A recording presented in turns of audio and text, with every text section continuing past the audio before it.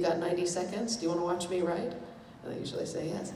Okay, on what I call a cold day, which is one where, I knew how to write yesterday. Today I have not a clue. Believe me, this happens to everyone. I don't have any idea what I'm going to write about. So often what I'll do is go to my enormous shelf of historical references and thumb through them, in hopes of, picking up just some image. What I need to start writing is what I call a kernel. That could be a vivid image, a line of dialogue, the sound of music, emotional ambience, anything I can sense very concretely. And so then I'll sit down and I'll write a sentence or two about what that thing is. And I will be trying to distill the essence of what that thing is and describe it as completely as I can. What I'm really doing is the front of my mind is dealing with the craft of that sentence, with the word choice and the balance and the punctuation and the clauses, and making it as accurate as I possibly can. And so that's kind of occupying my consciousness. That frees up the subconscious, the back part of my brain, which is then, kicking out all these random questions, like what time of day is it? How is the light falling? Are your hands cold? Stuff like that. And so together, this is how I write. So to begin with, on this particular day, I flipped through an old Sotheby's catalog of Scottish silver and crystal. It's an 18th century, anything in here is appropriate. So I flipped through and I found this nice goblet with faceted sides and thistles carved into the crystal. I said, okay, that'll work. So I set it in front of my mind's eye, this goblet, and I began trying to describe it. I was saying, the crystal goblet. Okay, do I need to say that it's crystal? Well, yes, I do. Why is that? Because the light's passing through it. Okay, interesting. All right, so the crystal goblet. So I've got crystal goblet, I've got light, Okay, well, the light passed through the crystal goblet. That's as good as any place else to start. The light passed through the crystal goblet with the thistles incised in its size. That's very awkward. I don't know that I want to do it there. The light passed through the thistle-incised crystal goblet. I still don't like that. Maybe I should get rid of the thistles.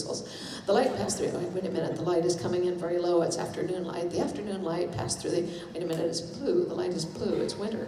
Okay, the blue light of winter afternoon, no, the cold blue light, it's distinctly a cold blue. Well, it's winter, but do you have to say it's cold if you're saying it's winter? Well, maybe you do, maybe you don't. Let's try it both ways. The blue light of winter afternoon, no, it has to be the cold blue light. Okay, and it's coming in low, it's the late afternoon, that's good because we get the double L's in the alliteration. The cold blue light of a late winter afternoon. Okay, this is okay, so far so good. But now where is the goblet? Okay, the cold blue light of the late winter afternoon passed through the crystal goblet. Forget the thistles, we don't need that. Okay, what did the light do? Did it smack against the wall on the other side of the room? No, probably not. It's not that kind of light. Sunlight bends when it passes through a goblet. Everybody knows that. So it comes through, the light bent, and dived into the table. It is sitting on a table. Okay, the light blue, I know something else now. Okay, the cold blue light of a late winter afternoon passed through the crystal goblet, and well, what did it do? What does light do? It just lights up something else. I can see what it's lighting up. It's making a pool, making a puddle of light. Made a puddle of light. No, that sounds like the glass took a whiz on the table. No, the cold blue light of a late winter afternoon, we're good that far, passed through the crystal goblet, because that's the center of it. Cold blue light of a late winter afternoon, passed through the goblet and fell, splat, no, that's not right, passed through the crystal goblet, casting, okay, it's casting itself. It fell through the crystal goblet, passed through the crystal goblet. The cold blue light of a late winter afternoon passed through the crystal goblet and cast a pool, not a puddle, a pool of amber light. I can see it, it's amber. The cold blue light of a late winter afternoon passed through the crystal goblet and cast a pool of amber light on the polished wood tabletop. I can see it. So now I know where I am. I'm in Jocasta Cameron's study because she's the only person who would have a polished table, a glass window, and a glass full of whiskey. That's why the light is amber.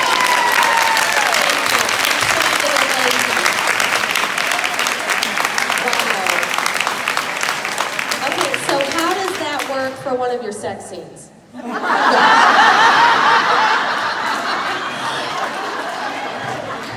the sex scenes, I just listen to them talk for the most part. There you go. Yeah, see, I think people, especially writers who are beginning and don't really know how, they're thinking that you have to describe it physically, which you get really embarrassing sex scenes out of it. A good sex scene is essentially just a dialogue.